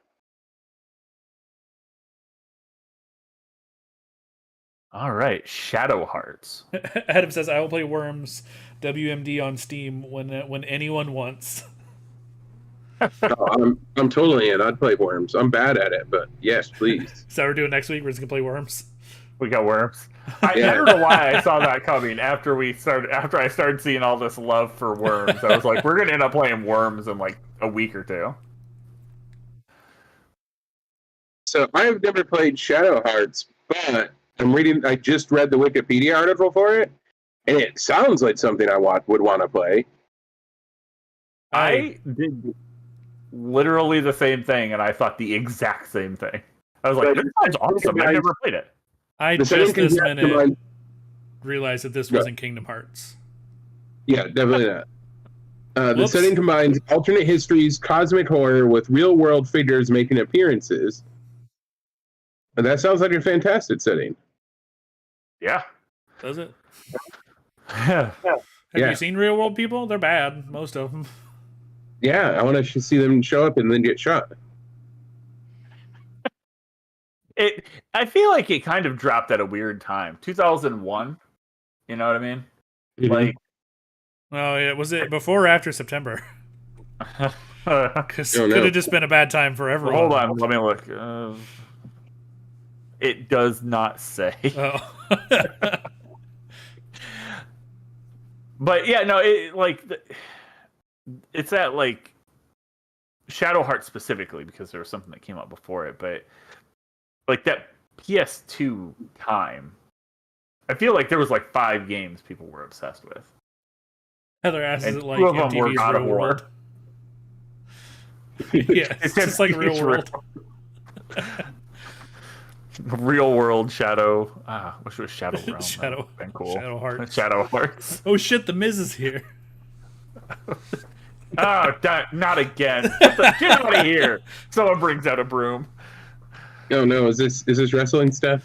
Get out of here, Miss Thulu. I mean, kind of. No, he's supposed to not know because we have a plan for a couple weeks. No, that's true. We're gonna show you pictures. You're gonna try and guess the gimmick. All right, it's gonna be great. That sounds fun. I'm in. I'm so excited. So across the board, no on Shadow Hearts, right? Yeah. No. Nope, Yeah. No. Across the board. Yeah. Was that our first like fully on the board? No, or was that? Yes, I think that's the first one. None of us. Wait, did you play Saga? I was gonna say maybe it was Saga. No, none of us knew what that one was. Yeah. Which one? Saga. You said it right. Sega? No. Sega. It's the wrong console. Was it on Sega? I don't know. What about Bomberman? I played a lot of Bomberman back in the day. A lot of multiplayer. Played my fair amount. Bomberman. Yeah, Super Bomberman on the SNES. Yeah. Yeah. I forget where. Oh God, what console was it? Was it N64? Wasn't there a big Bomberman game on N64? Yeah, it was oddly named Bomberman 64 because nobody knew how to name it. Crazy. They just named everything 64. Yeah. Like that was which is real confusing for the people trying to collect the whole series. Uncharted PS5. You have to say it Bomberman. Bomberman. Bomberman. Gears of War, Xbox Series X. Yeah, I mean, I don't have a lot of good stuff to say to it because I played it later in life and it was never fun. Bomberman? But, yeah, Bomberman. Bomberman. Yeah. I don't have anything great to say. It was fine. I wasn't like, oh, this is the best. It wasn't no worms, I'll tell you that much. It was not worms. It's not hitting the audience like Worms did. Monster Hunter. So this is the second one that is, I've played every single game in the series and hated them all. And every time a new one comes out, I'm like, I'm going to love this one. And then I bounce off from it. Why? What drives you away? I think it's the combat. It's the pattern recognition of the combat because I'm not good at like figuring out the boss's weaknesses and then remembering them all. And then like dodging and like the attacks are like hit the button and it takes like 3 seconds and then you have to like hit the button at the precise moment. So it's like rhythm and pattern recognition in a way that I'm not good at. That's fair. I did really enjoy what I played of Monster Hunter World, maybe. That was the more like Pokemon-esque one where you got to actually like capture the monsters and use them to fight. And it turned it into a turn-based game, and that one capture them in a net, swing them around, hit them in hit that monster. I don't think that was. I don't think that was that one. Oh, Rise. You mentioned the Rise, maybe? Rise. I think that was Rise. World was like, yeah, an open world, climbing on monsters and stabbing them in the Oh, yeah. That was the one where you had the dogs that you were... Sure. I think. I just remember running around with a couple friends and climbing monsters and Shadow of the Colossus style. I've been told that the multiplayer makes it a lot better too. I know I had fun with it, but it was very point A to point B. It's not. There was some things that you could do in between, but it was really just bouncing from beast to beast, and then going back and killing those beasts, the same beast, over and over and over and over and over again. But that's really the whole game. That's the game. Yeah. I do have a weird love for 1, just because that was my first like online video game on a console. Oh yeah. Back on PS2, you had to get that big brick to strap onto the back of that thing, and then plug your dial up into it. Yeah, yeah. I remember waiting so long trying to get that damn thing to work, and I was so happy when it did. You know, watch the movie? Oh god. No. Same. No. I hope that's on our next list, and we all mark it no. We can skip it if it is. Heard it here sort first, of just though. like, oh, it's a video game movie adaptation with Mila Jovovich. Nope. Capcom has an obsession. Or oh, it's a remake with of Three Musketeers with Mila Jovovich. Nope. Oh, it's anything except for The Fifth Element. Just passed. Yeah, unfortunately. That's the one. All right, what about Shenmue? Did you play Shenmue, John? I know Ian. God, you don't even. It's all. I didn't mark it, 100%. but did you play I've definitely played this. I definitely not for 2 hours. Oh, okay. There's cutscenes for walking up and down a single step in a house. I can't. You can't do this shit to me. You can't make me do it. We did a live stream and made fun of Shenmue while we were playing it, so I know I played for more than 2 hours. There wasn't a lot on the Dreamcast to get excited about, and That's fair. Shenmue was like one of the only good games, so I played it. I don't remember anything good or bad about it. We should just talk about like Jet Set Radio, because that was so much more fun. Or Crazy Taxi. Yeah. Yeah. So Shenmue, like I think I remember I never had it. I didn't have a Dreamcast. I think I exclusively played it in Kmart. Just Nice. on their demo screens, just like looking up. Oh yeah. Just breaking my neck backwards to just play whatever was available. Apparently Shenmue was it. And even then I was like, oh, this sucks. Even then, he was like, "This is fucking trash. Yeah. I never want to play this ever." I would cut off limbs to like get a video game into my house, and I would never have asked. Like I never would have bought Shenmue. Like if I found it on the ground, I wouldn't have brought it into my home. Player comes over. I got Shenmue, and you're like, "Get out of here! Get out of here! Get the hell out of here with that!" But at the time, the original Shenmue was the most expensive video game ever developed. Estimated production and marketing costs of 47 to 70 million. Woof. Yeah. Listen, they had a story that they wanted to tell. Do they know what it was? I don't know. I don't know what it was. I still have no idea. Like, again, I played the game on stream with people, and we talked about it, and we were laughing and doing the whole thing. I still have no idea what that game's about. No idea. There's 3 of them. 3 of them. Yeah, all 3 of them. All 3 of them are games. All How about right. Watch Dogs? Again, this one's well. I guess there's 3, right? Mm-hmm. It's felt like a weird inclusion. A little weird, but I really liked Watch Dogs 2, so I'm giving it a pass. I loved Watch Dogs 1. I thought it was a great game. Oh yeah. I really liked 1, but I don't. It was the style of 2. Yeah. Big fan of what they had going on there with 3D printing, and it just had a cool feel. And 3 is really, really good as well. Like the ability to recruit people, that you're not just like one person and you can switch from agent to agent, is super fun. Yeah. I am And irrationally angry about 3 yeah, me too. because Actually, is it for the same reason? I don't know.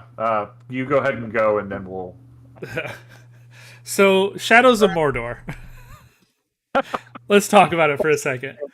Shadows of Mordor is Shadows of War, I think is what the second one's called. Mhm. Both they're Lord of the Rings games. You play as a character who can't die, has this kind of ghost person all up in him, and has a nemesis system built into the very core, where like you killing the bad guys or you getting killed by the bad guys, or just whenever you die, the hierarchy of enemies changes in the game. They like react to you, they remember you, they have custom lines based on what happened the last time you encountered each other.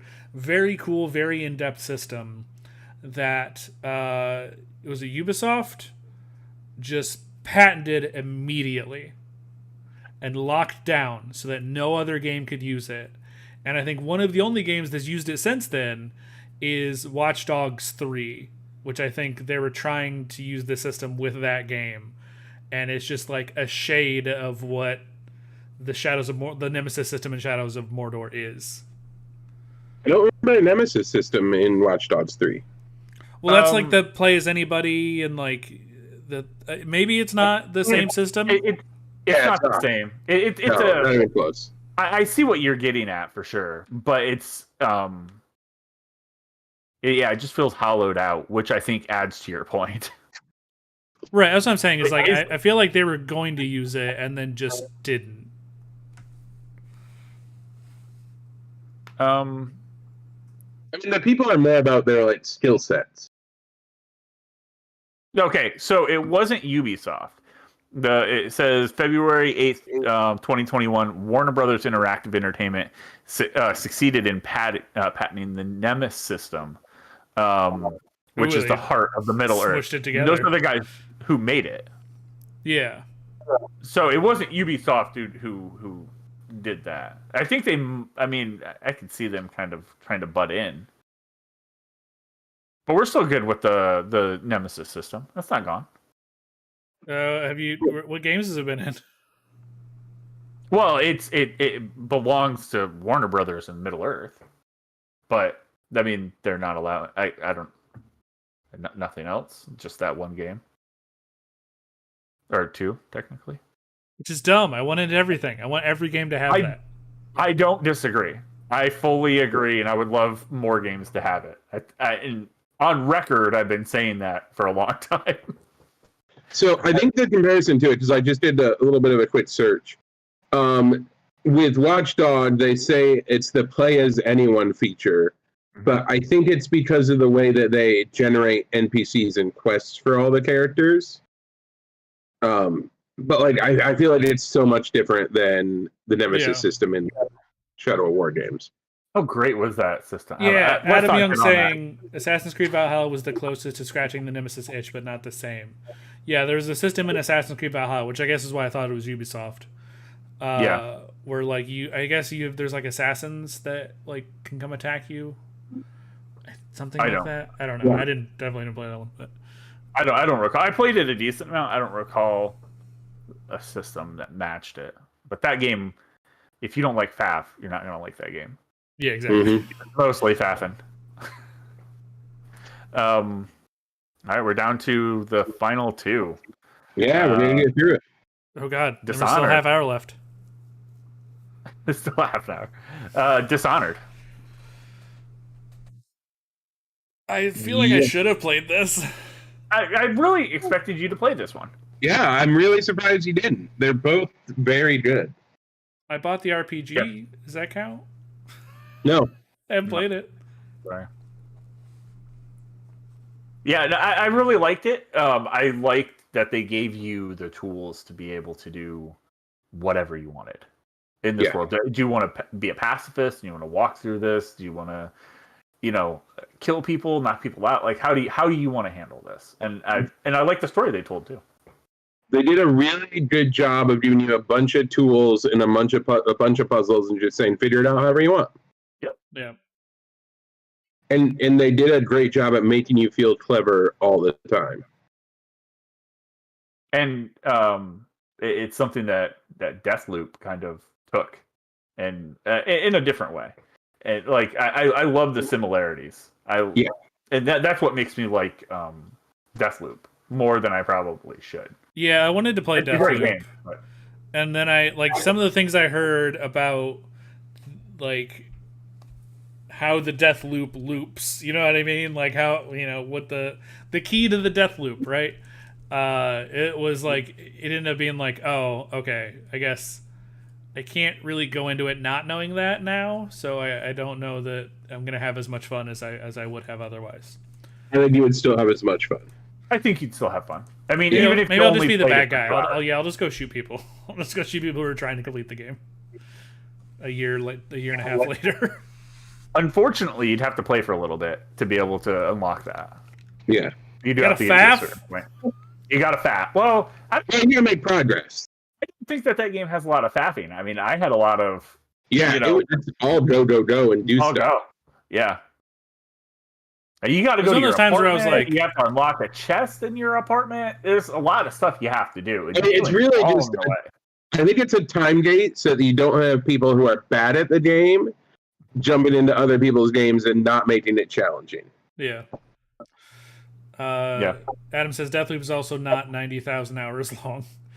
And Heather says Deathloop is neat. Yeah, that was one of those times where like it was coming out and I was like, man, I kind of wish games weren't $70. I got so used to just being like, oh, hey, this new game on Steam came out. How much is it? $20? Cool. I'm in. Give me anything on Steam.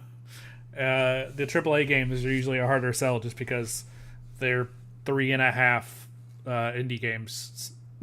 You just had to wait long enough, and you could have played it on xCloud. That's all you had to do. Oh, sure. Yeah, I mean, I think it's also on the PS5 or the PS subscription thing. On a long enough timeline, everything was free. Yeah. Except for Nintendo games. I think they had a year. It was just a year after, after it was purchased. It's like, cool, after they were purchased by Xbox. They were like, cool, we're going to give you that year. It will be exclusive, but after a year, it's coming over here. And it's going to be on Game Pass day one, like everything else. Adam says it was on Humble Choice at one point. Somebody has a code, probably. Yeah, probably. Oh, yeah, I'm almost positive I have an extra code for it if you want it on PC. No. You just have to play it. The PlayStation 5. I got to strap on my own haptics? What are you doing? Yeah. All right. PS5 controller blows wind at me. What does the PC do? Nothing. But it's a first-person shooter, so it's better on PC anyways. See, play it on your Steam Deck.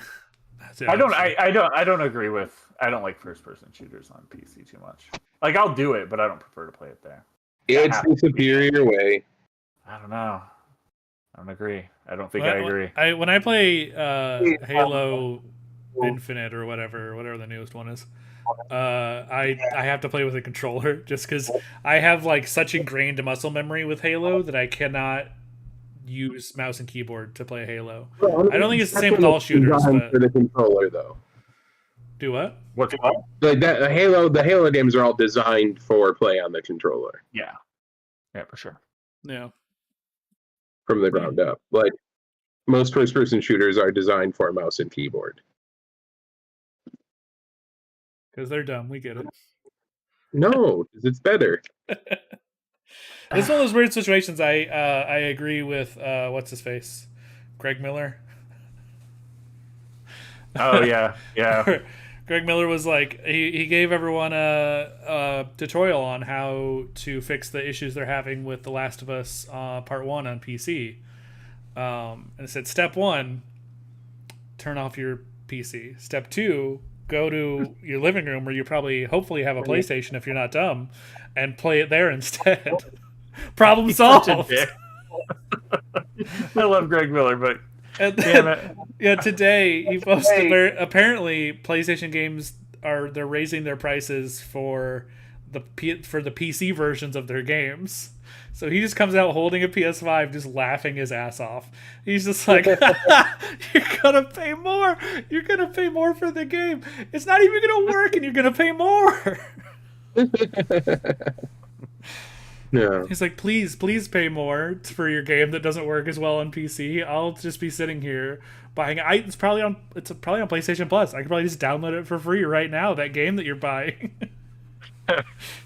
Yeah. Yeah. Yeah, that's him, officer. I met him a few years ago, and the first thing he told me was shut the fuck up. It's like, okay.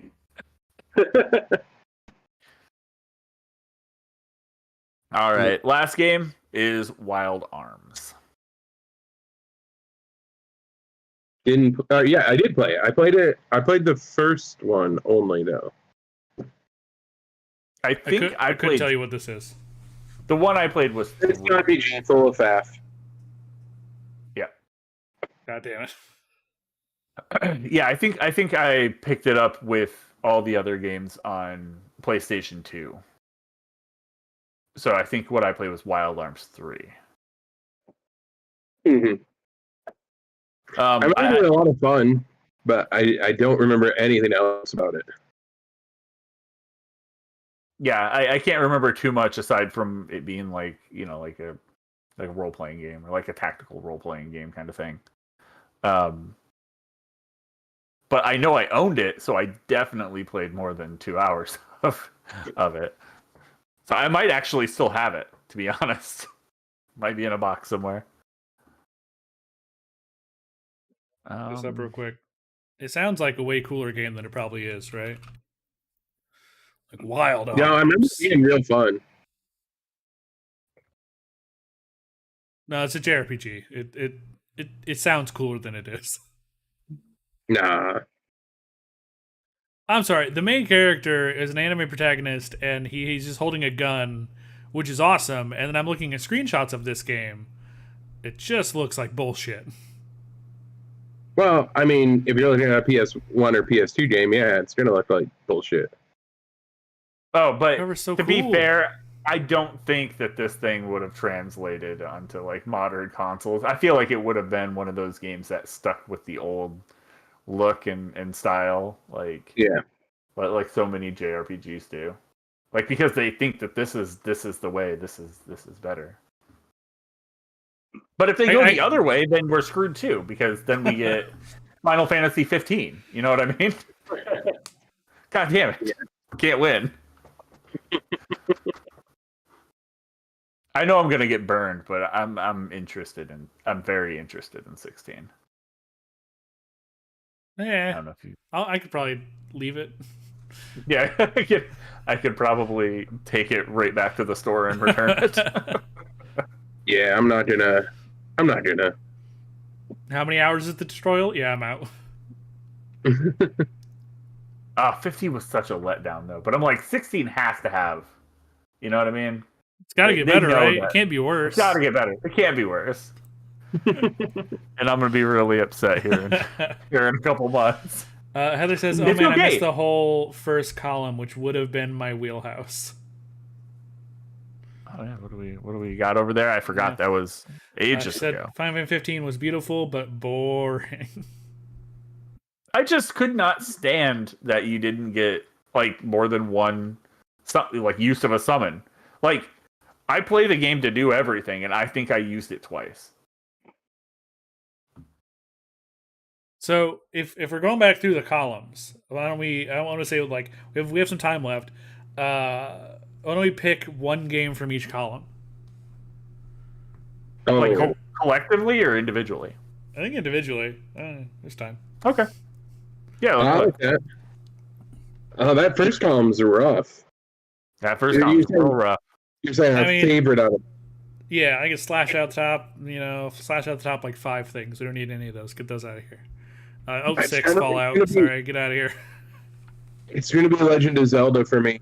It's tough, but Breath of the Wild is just one of the best games ever. God damn, I haven't played a lot of the ones in the first column. I mean, Ian, you haven't played none of the games. Yeah.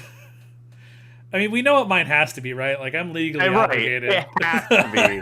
I was like, how are you not picking that one? And it's I'm just, legally obligated to pick Borderlands, and I would even if I wasn't. I don't know. I could see you saying Fable as well. I don't know why. I haven't played every game in the Fable series. I've played every Borderlands game. That's true. That's true. Except for maybe Which the one's newer your ones. favorite? My favorite Borderlands game? No. Like, is Borderlands your favorite? I mean, we're not talking about which ones you played the most of. Sure. I mean, out of the ones that I have played on here, yes.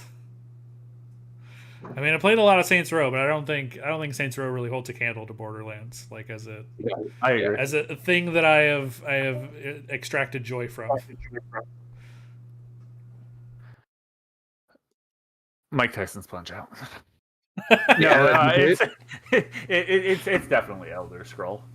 Yeah, I agree with Heather. I have to say Elder Scroll in this. Just hours. That's probably my second pick.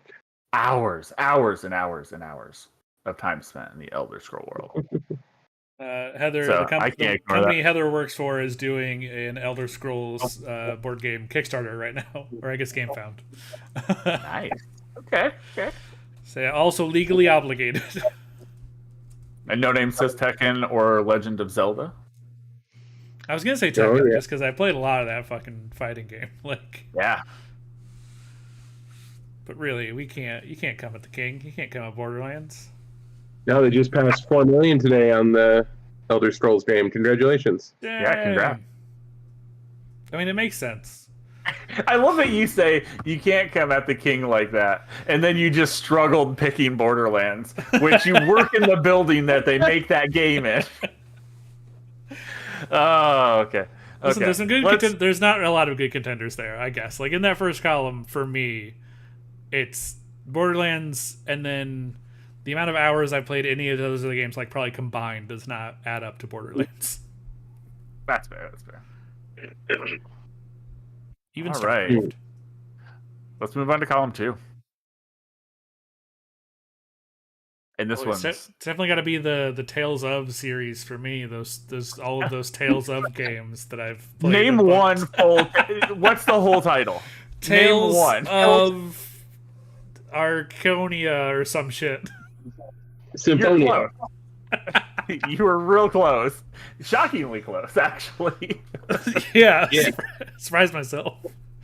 I think in column 2, maybe God of War for me. I think we're gonna have 2 for God of War, and it's not me. Listen, probably the only one in this column that Ian played. I'm trying to look for other ones. All right, like I gotta see. God, Ratchet and Clank is there, but fuck. Can I say God of War if I haven't beat either of the new ones? Yeah. Sure. Great. That's There's what I'm no doing. rules. There's no rules. Fuck you, it's Tetris. That's fair. Has to be. I think the show's really good. Red Dead Redemption. The Tetris TV show or movie. Yeah, I want to watch it. It's got what's his face in it. Well, I'm assuming new Wolverine. Yeah, for me, it's a Red Dead Redemption. True story is just it's so good. It's so good. Let's see. No Name said Street Fighter 100%. I'm noticing a pattern with No Name on Tekken and Street Fighter, and I like it. Let's see. Column 3. And Heather said Final Fantasy or Tetris. I think column 3 for me is real close between Last of Us and BioShock, but probably Last of Us. Yeah. This one's a tough. This one might be the hardest column for me. Yeah. Why did you put Tony Hawk in there, you jerks? How are they going to do that to me? Yeah, you can't tell me that Tony Hawk is better than The Last of Us. Oh, but we're talking personally. Personally, what did we... The amount of joy I've extracted. I guess joy is probably not the right term when we're talking about The Last of Us. the amount of emotion that it pulled for me is probably leaning towards The Last of Us over Tony Hawk, but if we're just talking amount of good feelings that I've had about a game, it's got to be Tony Hawk.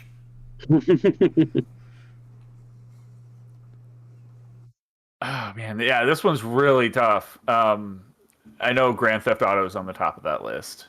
Again, looking at Red Dead Redemption, the story that they tell with Rockstar's storytelling is Yeah. so, but there's so many good ones on here. Like it's really close with Parasite Eve, just because I love that combination, and it doesn't exist like anywhere else. Yeah. And then Tony Hawk and Resident Evil and Last of Us. God damn it. Can I pick all of them? How am I going to not say BioShock? You know what I mean? Right. It's tough. Yeah, but it's a rough one. I'll lock in GTA just for the sheer amount of storytelling and hours that I've put into playing all those forever. And I think I put the most hours into Command and Conquer in this column. Yeah, So, Heck yeah. yeah, I gotta. It's got to be Last of Us. That game like changed the way about how I thought games could be. Even more than like I understand it's like story driven and stuff, but like there's like video game stories and then there's like just good stories. And like when they converted this into a TV series and like almost nothing changed, and the only things that changed are just like we changed these things to work better as a TV series. Like that's just a good story start to finish. Like the Super Mario Brothers movie, from what I know about the story of the new Super Mario Brothers movie, it is a story that does not exist in any of the the video games because they had to just like convert the story to work for a movie. The story in any of the video games is not good, so Yeah, exactly. Yeah, that's not why we're here. Like Last of Us is one of the best stories, and it also happens to be a fantastic video game. Yeah, they do a really good job, and the series is just the like cherry on top. It's proof. The proof is right there in front of you that it's a great story. The proof is in the Pedro. Hey. All right, last column. Well, actually, jumping over. What else? Elder Scrolls. Heather says Soul Calibur. Okay. Man, a lot of fighting love in this. I've played a lot of Soul Calibur. Again, and then when we were talking about this last time, it was the reason for Soul Calibur was just it's such a different fighting game. Like it does all the fighting game things, but like it does different. It does it different. You can knock people out of a ring, which is fantastic. We like different. And No Name said Assassin's Creed because of history. Yeah, makes sense. All right, final column. I mean, I can almost name. John, you're the one that I don't think I'd be able to. I can. Listen. Everyone's gonna pick Worms. Everyone's gonna pick Worms. And even if it's not Worms, you're like, oh no, it's Worms. We already agreed on it. I think maybe Dishonored for me. Wow. A great story, great gameplay. Like I played through all of them, and the DLCs, like just across the board. I absolutely adored them. You hear that, Arcane? Just saying. I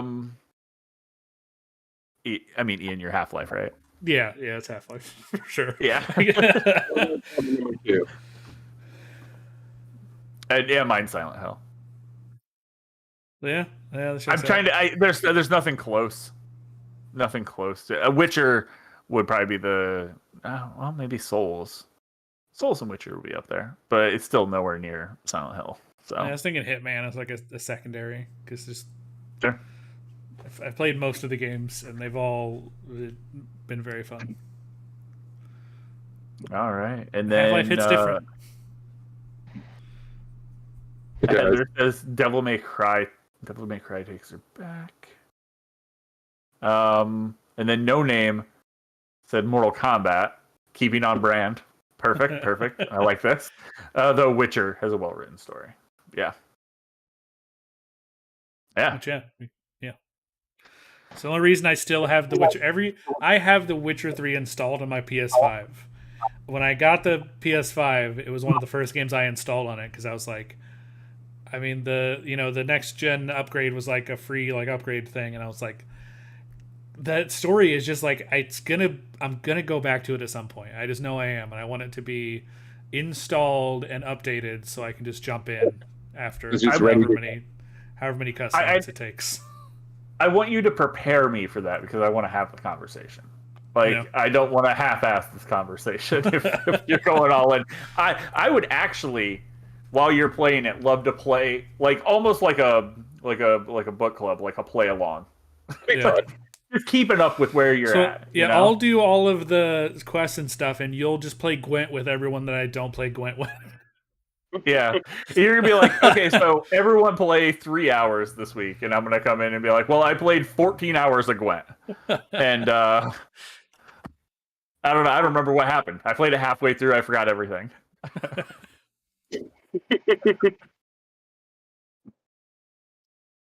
That was surprisingly on time. It was. And we're not talking about how long it took us to get through this. This should have been 4-part. I think it turned into maybe 5 or 6. I mean, if you count all the weeks we weren't doing this. Oh, yeah.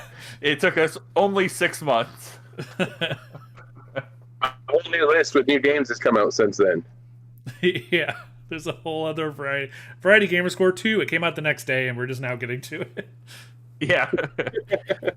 It should have just been a thing that you, like, go through. Like, just, yep, that one got 60, 40. Nope. We took, like, 5 months to get through all of it to talk about each of them individually, which I really appreciate. Yeah, I mean, that's the attention it deserved. Yeah. There's a lot of games. A lot of great games here. Some would say the best. Is every week going to be something similar to this? No. No. Last week we talked about wrestling for an hour. I appreciate everybody. We're about it again.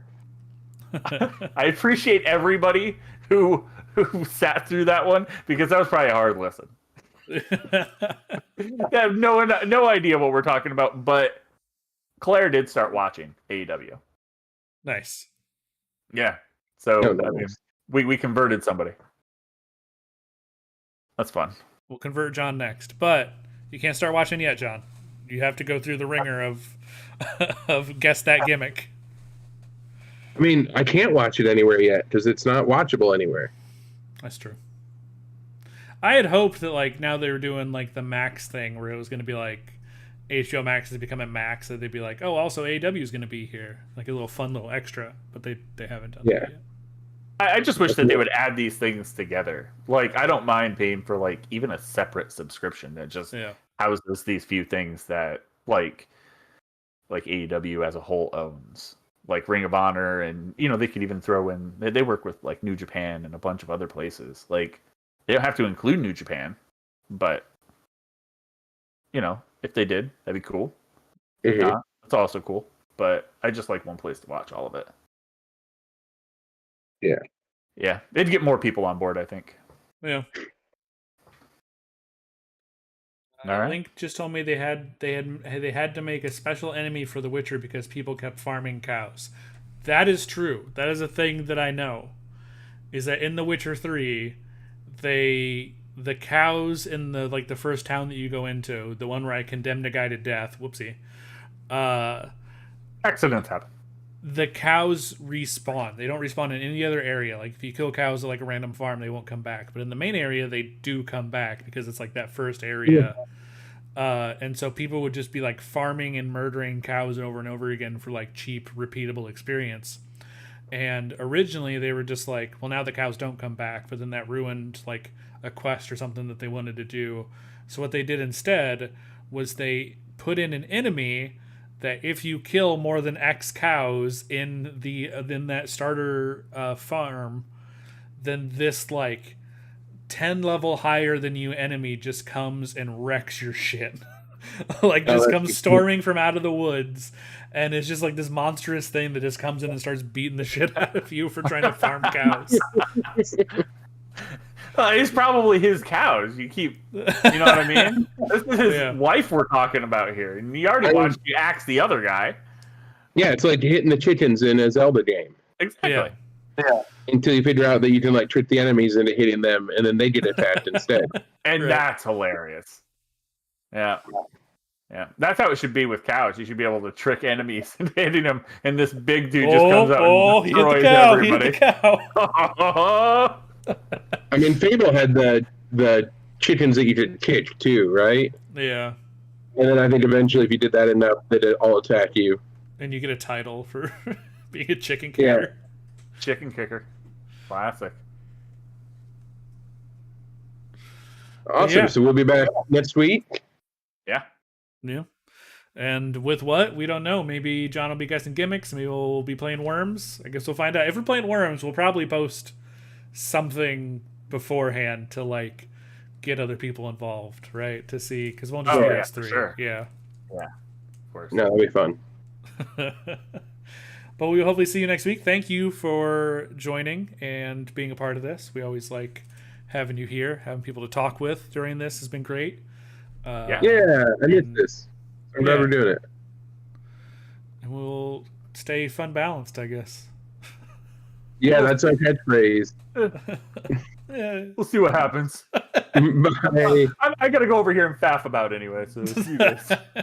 Yeah, I got faffing to do.